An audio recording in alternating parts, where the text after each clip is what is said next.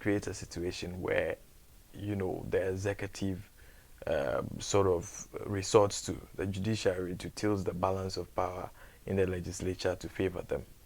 That is not a situation we should be tolerating in this country.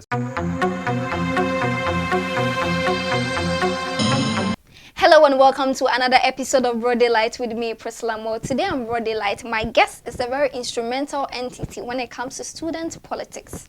He just doesn't speak, but takes actions and makes sure that solutions to problems are made. He exudes dynamos energy when it comes to student politics. He is the 54th General Secretary of the National Union of Ghana's Students. Julius Kwame Anthony is my guest for today. Today, our topic is 65 years of Ghana's independence. Is it a mirage or a reality? You're welcome. Thank you. And I it's hope a I pleasure gave to be you a here befitting finally. intro. Well, more exaggerated than I expected, but it's completely fine. Interesting. No, that is a comment I had from people, so I had to put them together in some one or two sentences for you. From people? Oh yes. Oh, anybody I bring to my studios, I make background checks, ask people about them. So this is the feedback I got. Okay, I see. I hope I live up to that. Oh yes, you do. You do. Yeah, finally in my studios. Yeah, after a very stressful morning. A very stressful one, of course. Very stressful morning. But we give thanks to God that finally I'm here. And we had to postpone, I think, was it last week? Yeah.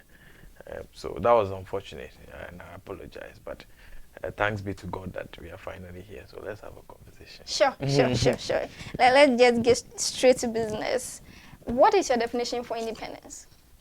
Well, I think if we want to look at independence in the actual sense of statehood or nationhood, it's one that underscores, political independence, where the decision of who governs the country, who decides what happens and what does not happen, is entirely the prerogative of the members of that country. Then we can look at other things like social-wise, we can look at the economic aspect, we can look at even foreign policy aspect, which some may say is part of the political part, but I want to set some difference between that. We may look at foreign policy aspect, whether or not, the foreign policy decisions of that country is influenced by external forces and all those things. All those things underscore whether or not a country is independent. So if you want to look at an independent country, you want to see, okay, in their foreign policy decisions, are they taking it based on, what the interest of that country is, what they want, or what the people of that country feel, or they are taking it based on influence of forces from outside that jurisdiction, either because, all these things are intertwined. Economic factors may affect whether or not a country would be independent in its foreign policy decisions. They may affect if the country would even be politically independent and all that. So all those factors come together to define the independence of a country. So we want to look at the case of Ghana and see if those conditions do exist. So if you take political independence of Ghana, yes, it's obvious. The people of Ghana go to the polls and then they choose who should be the president of this country. They choose their members of parliament and all that based on circumstances that affects them as a people and all. But there are other factors too that contribute to that political decision and that political choice that must be measured as to whether or not they exude independence. That is issues of maybe political campaign fundings and all those things. What are the sources of funding for political campaigns in Ghana? The laws are clear on the fact that foreigners cannot fund our campaigns over here. But how are those laws checked? When was the last time we actually measure where monies come from to fund political party campaigns? And what allegiances they owe to those people who fund those political campaigns and all. There's no real check here as to who indeed funds the campaigns, where the monies come from and all those things. So there's a question of whether or not our people are indeed independent when it comes to that. Then on issues of foreign policy decisions too. From day one, I've always questioned, Ghana's independence when it comes to foreign policy decisions. I mean, we got our national theater as a gift from the Chinese government as a result of Kwame Nkrumah supporting them on the Tiananmen Square issue and all that. That's how we got that.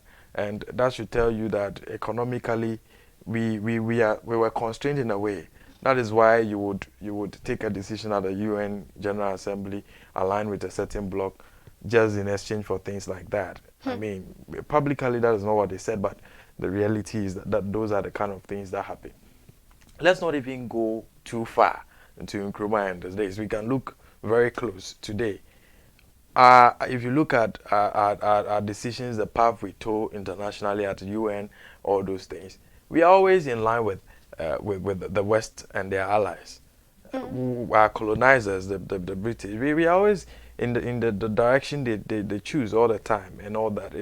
It brings one to question whether or not we are independent over there. The Russian issue, how long did it take us to take sides, with the West and their allies? So there's a question of whether or not we are independent over there as well. Socially, the Ghanaian still believes that Western ideas, Western culture, including dressing, whatever, and all that, is more of what is ideal or what is the best or whatever. And we do not give much respect to our own identity. It's almost lost, actually. So there's that question of whether we are independent in that area as well. As of independence, if you look at cabinet as of that time, you see the Ewes usually with they wear their white inner with the kente cloth on it. You see the Northerners in the smokes like the way I do. You see Ashanti people with their bare chest and the smoke all over and all. All of a sudden, all that had eroded away within this last 65 years. It has eroded away. So it means even 65 years ago, we're more independent, culturally and socially than we are today. If you look at that, even from just looking at it on a face value, you look at that. Then if you look at the rate at which people want to leave this place, for greener pastures out there, and they believe that the dependence on the Western economy does better for them than dependence on the Ghanaian economy, that should tell you we have more than 1.5 million people leaving the shores of Ghana annually.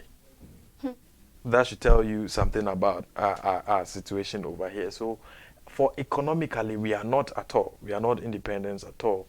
If we can take, very particular issues like even the exploration of our oil resources, what is happening over there?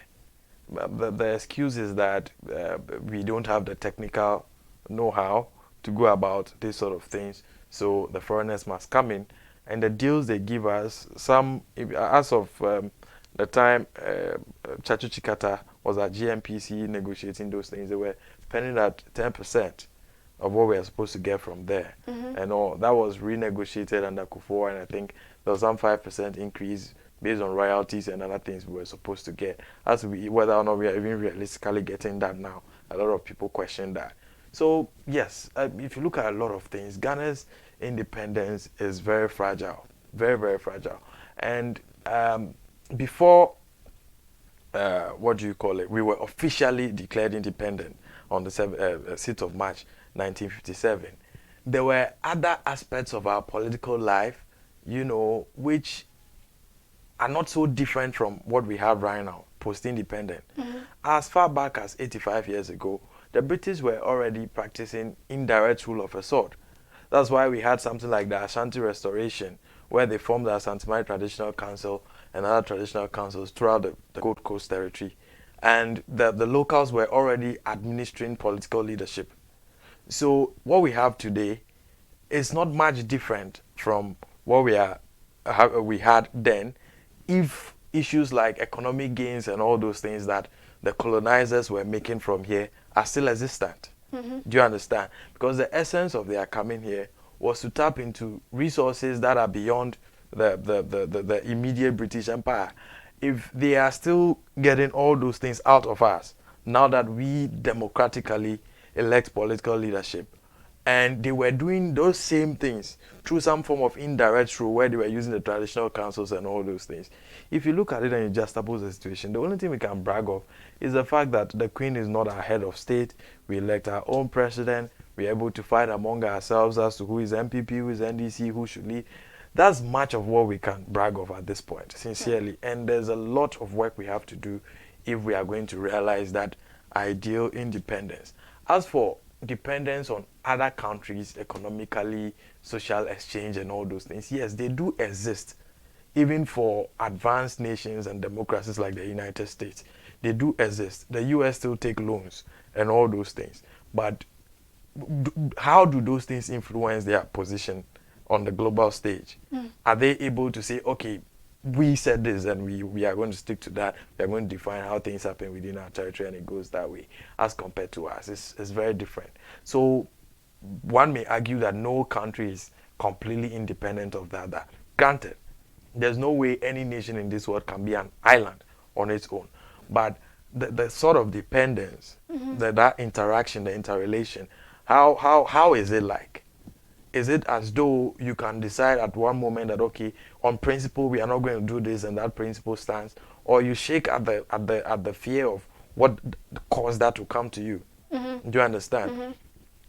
Is Ghana as a country in a place on the current global issues that are going on? Are we in a position to be able to say boldly that, okay, we feel that NATO is a threat to Russian territory, and therefore we feel Russia is taking a decision that is to protect their own? Are we in a position to be able to say that? We are not. That's just an assumption. I'm not saying that is the case, but are we in a position to be able to say that? I don't think we are, because of our extreme dependence on the Western allies, and that is not a good thing for any nation.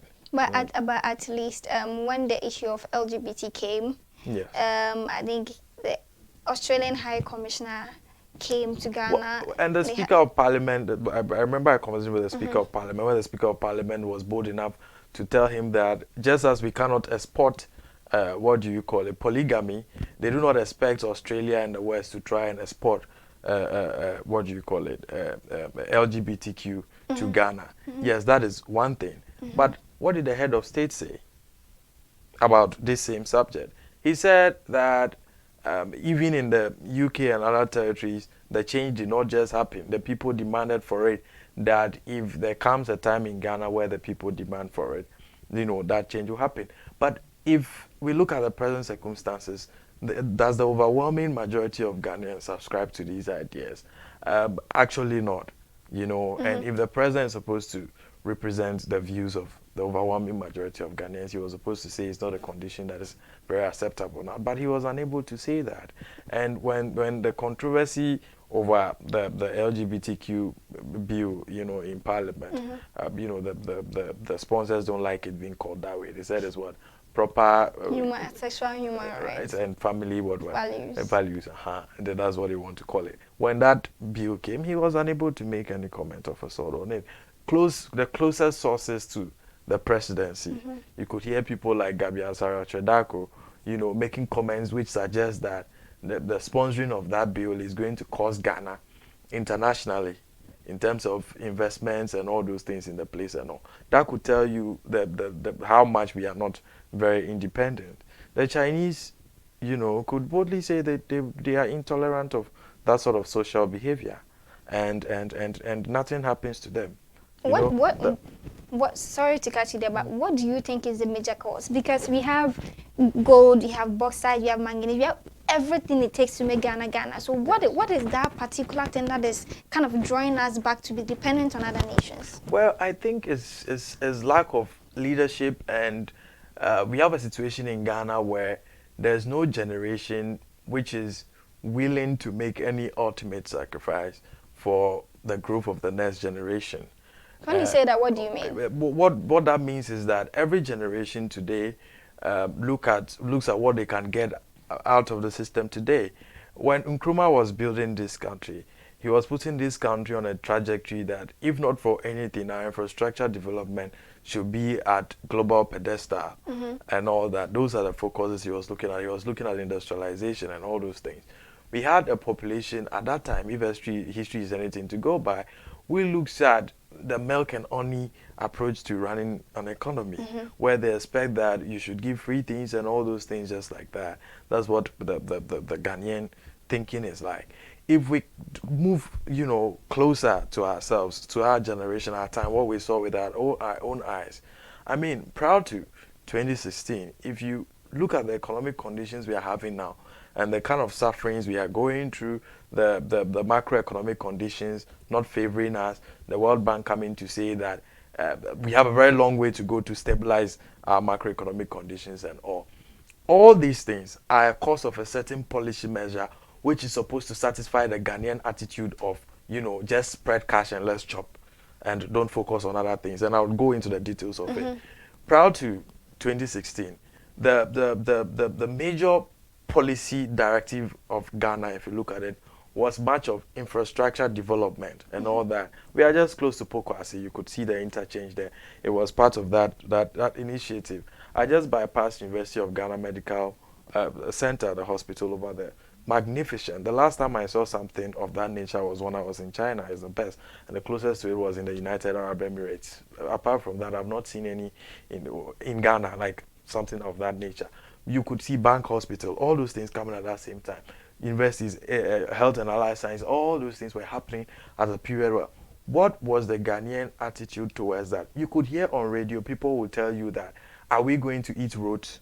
Are we going to eat hospitals? Are we going to eat interchanges? And all those things. But all these things eventually develop the country, and people don't look at any of those things that were. If you change direction into investing largely into industry, which would take time to grow, the Ghanaian there'll be a backlash. That is why we have a president which promised very nice policies, very beautiful ones, proud to that. One district, one factory, one village, one dam, all these things, which were things that were going to grow the economy. Like if you look at industry-wise, if you look at employment generation, if you look at all these things. And that same president also promised some free things, including free SHS and all those things. Then the president comes to office. If you come to office as president of Ghana, you look at one consideration and then let's be honest with ourselves, winning your next term.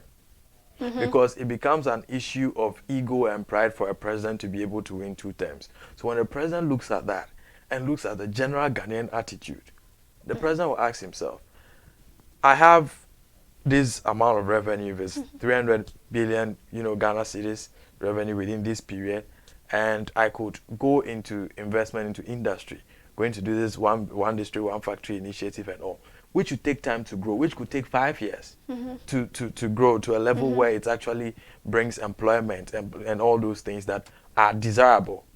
Then the president also looks at a policy like free SHS, which could be developed after we ensure that we employ those who are at the tertiary level and don't have job. We get them into the job market first, then we can send people to school for free. The president looks at all those considerations and he goes like, if I do free SHS first, it is easily chantable. I could mount a campaign platform and say we did free SHS. We put 960,000 students in school and all those things. That's about, 100% increase since SHS was not free and all that. If the president will look at that and say, okay, let's siphon all the money into this instead. But if you look at the long run effect, okay, a lot of people would argue that free SHS is good. Let me issue that disclaimer. It's good. It's something that we should do. It's a stage that we needed to get to at all costs. But, if you look at timelines and all, other people argue that those people that we send to SHS would be learned and employ themselves and all. But truth is that is a social experiment we have already conducted. People who are SHS leavers, without the addition of any other skills whatsoever and all, what are they able to contribute to Ghana's development, the economy, employment, and all those things? What are they able to contribute? You were in SHS, after SHS, let's be honest with ourselves. There must be addition, right? Skill acquisitions, all those things. So if we build industries first, then we make sure that we place ourselves at a place where we could easily now do that. But the general Ghanaian attitude since independence has been about splash the cash and let's shop. It's milk and honey. It's bread and butter issues. That has been the cause of our lack of progress.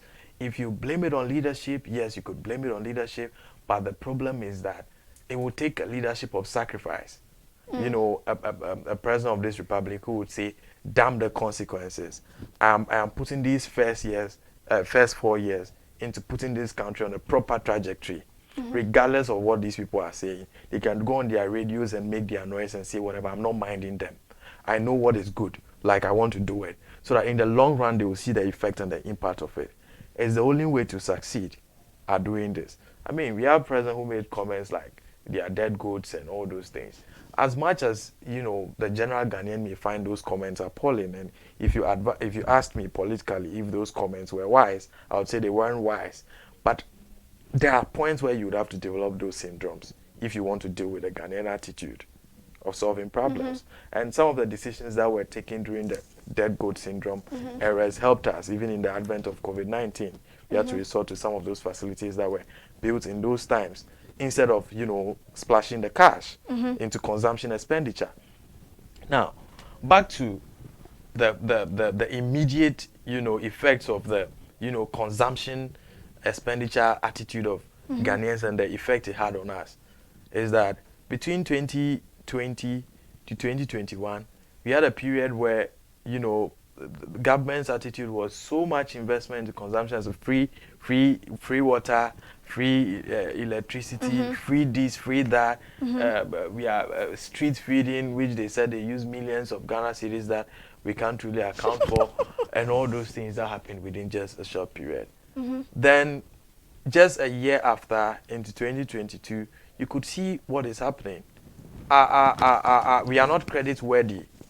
So in the bond market, no one wants to even give money to Ghana and all those things. So those are the causes of why we find ourselves in this situation where we are not independent on a lot of things. Our situation is bad. So basically, you are saying it's the typical Ghanaian attitude that is kind of drawing us back, yes, and making us dependent on other nations. Yes, definitely. It's that. Because, you see, if we want to grow in a democracy, then the attitudes must also change.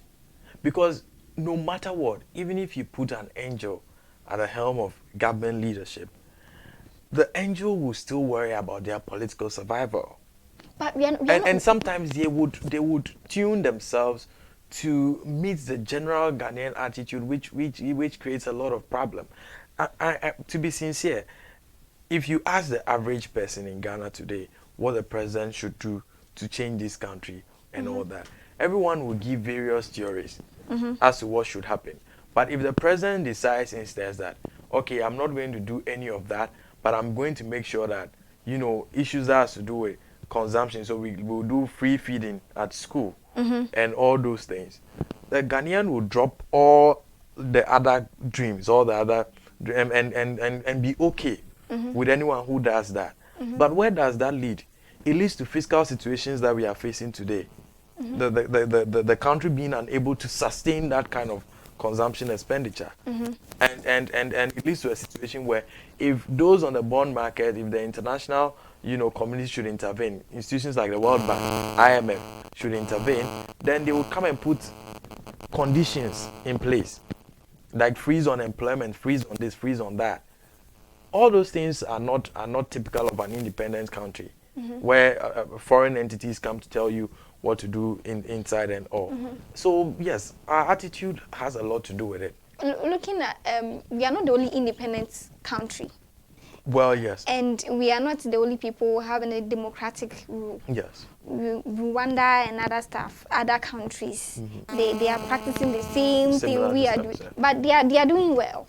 Yeah, Rwanda, definitely Rwanda is doing better than us when it comes to a lot of things. But looking at the attitude aspect you are talking about. I'm coming to that. I mean, when it comes to that. But President Kagame has been accused severally of, you know, situations of human rights abuse and all those things. I have not ascertained those things, but those accusations are very popular. And then there's this thing too on principle, which I disagree with the Rwandan situation, is the fact that, you know, you call it a democracy. Democracies, we have term limits and all those things. President Kagame never respected any of those things. Here in Ghana, we respect the term limits for the past almost 30 years and all that. If we had a situation where any president of Ghana could stay as long as he is staying, amend the constitution and give extra terms to themselves, they could also damn consequences and take very consequential decisions like the way he is able to do. But the situation we have in Ghana is not like that. And other background issues underscore the kind of popularity Kagame has among his people and his ability to stay. I mean, coming out of the Rwandan civil war and all that, he's almost like their hero, their war hero of a sort. So he has so much freedom to operate.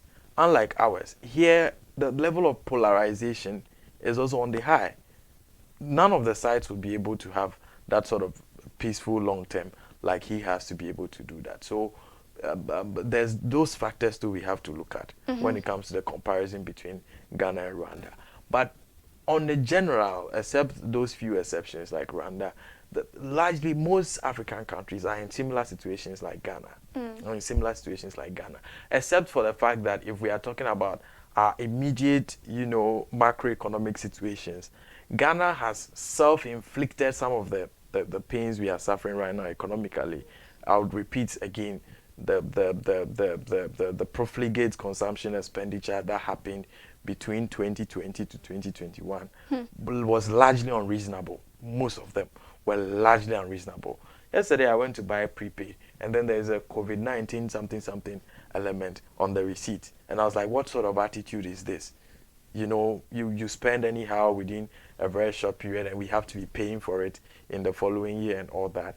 That is self-inflicted. So there's that difference, because you can look at even our immediate neighbors, Cote d'Ivoire, Burkina Faso, Togo, all of them. None of them did all those things in the name of COVID-19, but we did. So all those things are problems we create for ourselves, and it's going to affect our independence within this period, because government may be forced to go to IMF. Whether or not they like it, they may be forced to go to IMF. It's okay. They go into IMF. Yes. Do you prefer that to accepting E-Levy? Well, sincerely, I would prefer they go to IMF. Do you know why I would prefer they go to IMF? No. I don't think that our current government is in a place to be allowed to, access loans and those things again. The E-Levy that they want, if I'll be very sincere with you, how much is Ghana's total revenue expectations? How much of it goes into a payment of salaries alone and all those things? The things they want to do with E-Levy, how much of the E-Levy revenues are they allocating to them? If you look at USTAT, road constructions and all, I think USTAT is getting less than 5% of E-Levy and all, but that is the should I say the headline topic they are using to convince people to accept E-Levy and all. If you analyze critically and you are someone who can look at our current conditions and foresee what government will do next, you conclude that what this government actually wants to do is a situation where they are able to get that E-Levy, and once they get that E-Levy, they improve the country's credit situation, make us a bit credit worthy as compared to before. Then they rush back to the bond market, more loans. That's what they want to do. And by doing that, they plunge us into debt distress in subsequent years again. Because if their expenditure pattern is anything to go by, we are going to end up at the same place again. So more borrowing, or either they keep taxing the more, as Baumia will say, then they put us in a cyclical downward spiral. The borrowing never stops, and the more taxation, and it keeps hurting. That's the kind of situation we are likely to find ourselves in. So I'd rather prefer they go to IMF. IMF puts the conditionalities and they follow. I'd rather prefer that. And it makes us less independent in any way, but it's a situation we've plunged ourselves into. Wow. Interesting. Now, looking at judicial system, there is a current issue on board which came yesterday, Parliament versus Supreme Court. This particular issue, do you think now, our Parliament has been turned to a boxing site, where anytime they want to come to a consensus on a matter, there should be blows before they do the right thing? Now, yesterday, listening to the news, you could see the agitation on the side of the minority that why should Supreme Court come up with a verdict that the Deputy Speaker can count himself when anytime there is a vote going on. What do you make of this issue? Well, I think that in as much as you know, the tenets of democracy and rule of law puts an obligation on all of us to accept the rulings of the Supreme Court, we are at liberty to also disagree. And I, for one, I want to put it on record that I disagree with that decision of the Supreme Court, especially given the circumstances that we are in. We shouldn't create a situation where, you know, the executive sort of resorts to the judiciary to tilt the balance of power in the legislature to favor them. That is not a situation we should be tolerating in this country, especially given how the choices of Ghanaians in the 2020 election, when Ghanaians know what they wanted and they give us a parliament that is so ideal, that is rare, something we may never have again. And then we see one side trying to use the courts to tilt it to take that balance away. As much as people would say that that balance situation is creating fights and all that, it has actually improved our legislature in ways that has not happened before in 3 decades, where the legislature is no longer a rubber stamp for the executive, where everything the executive just brings just goes through, no consideration, no consultation of the larger Ghanaian, you know, on what they think about it and all. Let's take E-Levy, for example. If not because of the balance of power in Parliament, the ordinary Ghanaian has no say in it. The broader conversation that it generated, where the people who are represented in Parliament now truly understand what it is Parliament is doing for and on their behalf, that wouldn't have happened. They would never really understand.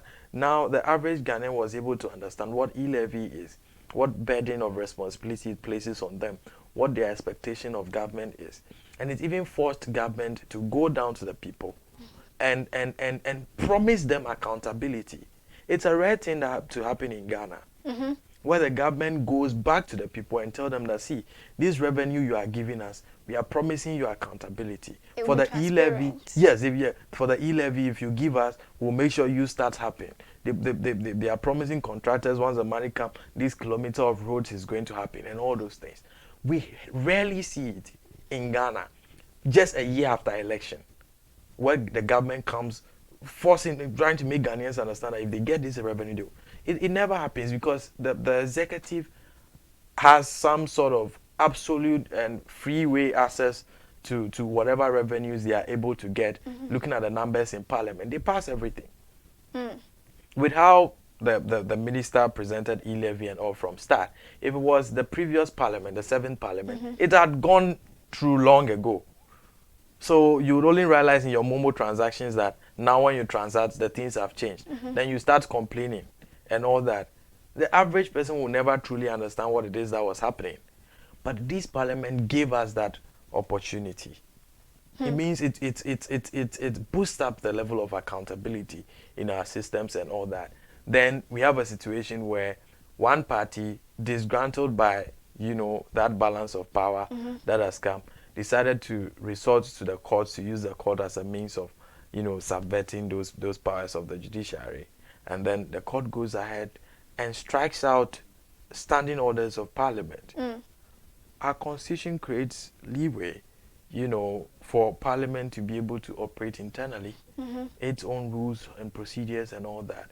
The constitution is clear on the fact that a person, you know, a deputy speaker, you know, or any other member elected to chair sittings of Parliament shall exercise the full powers of the speaker in the chamber when he's presiding, which includes obligations and responsibilities that are placed on the speaker, and the limits of the exercise of that power, including the fact that once you are presiding, you are unable to vote.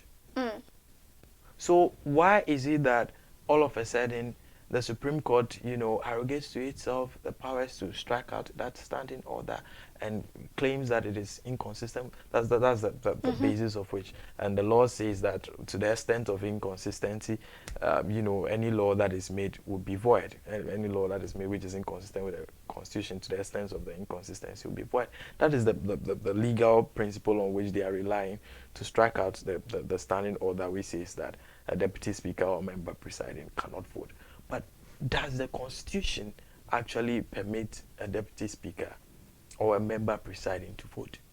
There is nowhere in the Constitution where it permits it. But in the Constitution, it is clear that if the deputy speaker is acting for and on behalf of the speaker, he exercises those full powers of the speaker, which includes the limits of exercising those powers. So I do not know why the Supreme Court made that decision, but as the tenets of democracy and rule of law places obligations on us, we would accept it even though we disagree. Minority is saying that they are going to reject any attempt of the speaker to vote. But Kate TK, I'm not trying to cut you, but he also is of the view that minority can't do anything, and that the Constitution is the highest law of the land. So, well, yes, on the fundamental principles of rule of law, once the Supreme Court has ruled, I don't know what they intend to do. But why now? What they would be able to exactly. Why now? Why now? Because if you look at even if you look at public policy, the impact of the judicial pronouncements and all that, I really question the court on why that particular decision is being made, looking at the circumstances, tilting the balance of power completely to one side. In these situations, we had a situation where one side controlled an overwhelming majority in Parliament, and they were getting away with whatever they wanted to do. Why didn't the Supreme Court make that pronouncement that the deputy speaker could vote? And in the times where that side had overwhelming majority, why had the deputy speaker never attempted to vote? It has never happened in the last 30 years of this democracy, where the deputy speaker attempted to vote while presiding. It has never happened before. And deputy speakers have presided countless times on bills in Parliament, including bills that the minority disagreed with, stage walkouts on, and all that. But there was no point in time ever where they wanted to vote. So the controversies of the current, circumstances, is what forced them to the court. And the court should have, averted themselves to those situations and be minded in the ruling they make and how they affect the present circumstances. But they did not. They quickly tilted the balance of power to one side, which is very, very unfortunate, which is shooting the Ghanaian in the foot. The Ghanaian wants to be involved in their own democracy. That's why you see everyone talking about the E-Levy and the impact it has on them and all. But the Supreme Court, 7 members, 7 people, took that voice away from the Ghanaian, by the stroke of the pen, which is not very fair to us. Our representatives are those in Parliament. We do not elect those on the Supreme Court. So they should have been minded of those facts and not just take our voice away. Because their being there is to check the excesses of the powers of those who we have elected. But checking the excesses of the power is a constitutional measure to protect us, not to work against us. But what they have done, is working against the Ghanaian public. Our voices have been taken away. Anything that goes to Parliament now, so long as one side, has one, they would go ahead and then pass it just as usual, just as regular business. Other than that, then it's chaos every day, which is not something that I would personally advise or I'd personally endorse. It's not a good thing for us to be having drama in Parliament all the time. So I would personally wish that no one goes rogue as a way of having their way and all that. They have ruled. As much as a larger majority of the public may disagree. If you see Twitter yesterday, the Supreme Court was trending #1. Over 60K tweets as of the time before I was going to sleep. I was getting to 100K tweets, and none was positive. You know, it is alleged that the Supreme Court did this because of the pending E-Levy that is supposed to be, the bill that is supposed to be passed. So you could see like the trend you're talking about, people are actually saying that then E-Levy is automatically passed because the government is not Supreme around. Court had automatically, what the Supreme Court has done is an automatic pass for E-Levy. It's an automatic pass for E-Levy, but it's not E-Levy alone. You see, if a political actor, a political thinker would immediately look at what the motivation of government would be to, you know, want to have the court tilt the balance of power in circumstances like this, where E-Levy is one of the things that government now claims they are doing broad consultation on, trying to build consensus and acceptance for it and all that. If the consensus building or something is working, and we all agree that okay, it's good now that we have been able to force government out of its comfort zone to now go to the Ghanaian and seek their views and all that. If that is indeed working, why does government need to use the courts to do that? And when the court tilts the balance of power, it's not just E-Levy that it's going to affect. Other controversial bills will come before Parliament. Other controversial issues will come. And I think there's a deliberate measure, a deliberate calculation about how events will turn out even post E-Levy and all that. And that is why they needed that tilt to happen. And that's what they did, which is not fair. Even if he, the deputy speaker, whoever is in charge, can vote, I am still thinking that people still absent themselves from Parliament. Now looking at Adjua, she is not in Parliament. Yes. And I believe that she's not the only person who is absent from Parliament. No. So assuming she's not around and other colleagues are not around, so there will still be an imbalance thing somewhere where maybe majority is not having enough numbers, minority is having enough. Now, even if the speaker tries to vote, still there's a hang yes, there's that. Yeah, they will still be constrained. But anytime the 137 plus 1 is there, they'll be able to get their things through. I don't know how quickly the Honorable MP for Kwame Anthony would return and resume duties. I don't know how soon. But if she does and all the other members are there, they'll be able to push anything they want to push through at any time they want to.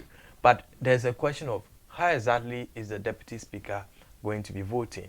If he says that, what do you call it? All who agree say aye. Would he be in the chair of speaker and also shout aye? How? We are running. I don't know. I feel terribly shy. You know, I feel ashamed. Or they were doing secret voting or something. Now but you see, the essence of presiding is that the person who is presiding, you know, monitors, regulates. You know that. Yeah. So if we are voting, the speaker is to preside over the process and let the voting be done in a certain manner. The clerk counts and gives to the speaker, and the speaker announces and all that. During the time where, for example, if they are to vote by division, and we all know how the division happens, all the members go queue and pass through a certain door and all that. How does he do it? Would he, you know, descend from on high, come and join his colleagues and do that? And who monitors that period? So it's a recipe for disaster. It's a recipe for catastrophe. When he descends, you know, the others could do whatever they want to do and all that. So I don't know where we have led ourselves to. I don't know where we have led ourselves to. The Supreme Court should have really considered all these circumstances in making that ruling, but they did not. They did not, which is rather unfortunate. I think if they are really watching this interview, they should make a quick U-turn. Well, I don't think the court will make a U-turn now, unless someone applies for review. Yeah, minority says they will be applying for a review. Well, if well, let me not preempt what the court will do, because if you know, recent events are anything to go by. If you asked me that if it were left to only me, will I apply for a review of this case? I would not. Because it won't go anywhere. I do not have trust in the system. That is a hard truth. Yeah, I do not have any trust in the system that it would go anywhere. So left to me alone, I'm not going to do it. So how does, finally we are wrapping up our theme for our 65th celebration when it comes to independence, working together, bouncing back better. How do we bounce back better with this? But on the issue of working together, if the attitude of government, if the ruling of the Supreme Court and anything is to go by, it doesn't look like those in government and actors for and on behalf of the states are interested in working together with the Ghanaians. Let me be sincere with you. If they are interested in working together with the Ghanaian public, then the circumstances around E-Levy, the involvement of the Ghanaian people, their determination to have their voices heard, and all those things, would have informed actors for and on behalf of government that they shouldn't go and be putting measures that block the Ghanaian from speaking up in place. What they are doing in Parliament is counterproductive to the idea of us working together. It does not in any way resonate with that team in any way. So I wish them luck in getting the Ghanaian to believe that government is interested in working with them. But I really hope that we bounce back. I want to pay prepaid, and then the larger component of the money doesn't go into, government's profligate expenses in the past year, COVID-19, whatever. I want to get value for my money. I want to do my transactions in the dollar, and the equivalence is not 10 cedis. What is happening now? It's a disaster. I was applying to some schools abroad, and I was supposed to pay what do you call it, admission fee or whatever, application fee in dollar. And I was procrastinating. It's not even procrastinating. My NSS allowance has not come. They've not paid since January. So yes, and I've been waiting to get it to pay. And as of today, the NSS allowance would not be able to pay that application fee for that year. A whole year NSS and allowance can pay for. No, not a whole year. I mean, the man is 5 something. The application fee is something. It is in dollars. I think $200 or so. Wow. $200, and as of a month ago, it could pay it. It could pay, but today it cannot. Because the city doesn't match, and it has never matched the dollar. Exactly. The depreciation that happened between the past 1 month alone is tremendous. From 6 cities something, now it's 7 point something. It's not 8. It's not at 8. It's 7.5 or so as of now, and it's going to continue at that pace. At that pace, you're unable to do anything. When I came back from China, where we are very much interested in always buying from China because the CD is ahead. Well, I think 0.9 or so. As of today, it's 1.4. Wow. 1.4 cities to the Chinese yuan and all. So I really hope they bounce back for purposes of our individual survivals. But I do not think they're interested in working together with the Ghanaian on that. I do not think they're interested in working together with the Ghanaian on that. But probably the president has started showing some level of good faith. I want to see him continue with that. Recently, he traveled commercial after spending millions and millions of Ghana cedis on his favorite, blue private jet and all. Let's see what happens. You see, we have a long way to go as a country, really. Our court system. I don't know what happens to the black man. In the United States, there's no limit on the number of judges that could be appointed to the court. It means they could appoint 30 if they want to the Supreme Court and all. But, I don't know whether the white man is more human than the black. I don't understand. The white man just realizes that no, if we go on that tangent where any president could just appoint any number to the court, the judiciary would not be trusted. There will be no balance of power. Opinions and principles will not be well represented and all that. So we are leaving it at 9. And they only add up if there's a vacancy. So if it's less than 9, they consider it a vacancy. Here in Ghana, President Akufo-Addo alone has appointed, I think, 13 or so judges just between this period that he has come to office. And if you look at the ruling on the E-Levy, I said E-Levy, what do you call it, the case in Parliament about whether or not a deputy speaker could vote. Most of them are recent Akufo-Addo appointees. I mean, I am not in any way suggesting, you know, the appointing authority is what influences them. But what does that leave on the mind of the Ghanaian who is to think logically that, okay, so he brings new people and this is the trend of rulings that is happening and all those things. What impression does it leave on the mind of the Ghanaian? So I think since, you know, we as Ghanaians and our leadership cannot be reasonable as the democracies that went ahead of us and realize that certain things, the law must not be explicit that cap it at this and you cap it there. I think it's high time Parliament makes legislation and puts a cap on the number of judges that should be on the Supreme Court. You know, even if I've not really averted my mind to the what do you call it, the laws on that, whether or not they are entrenched or not. But even if they are entrenched, if it's a referendum, let's have it and place a cap on that, so that this thing stops, where any president can come and pack the courts as they please. You know, if these situations are anything to go by, anyone who is thinking just politically and for purpose of political survival will tell you that the next time the NDC gets the hold of the government of this country, they're going to pack the court. They're going to pack the court, and it's something that should not happen. We must prevent it at all costs. You shouldn't have a situation where the NDC also comes and packs the court, and then we have judges, you know, ruling in certain manners. I mean, it's not nice. We need to change our approach so that people trust our judicial system. People trust the rulings they make and all.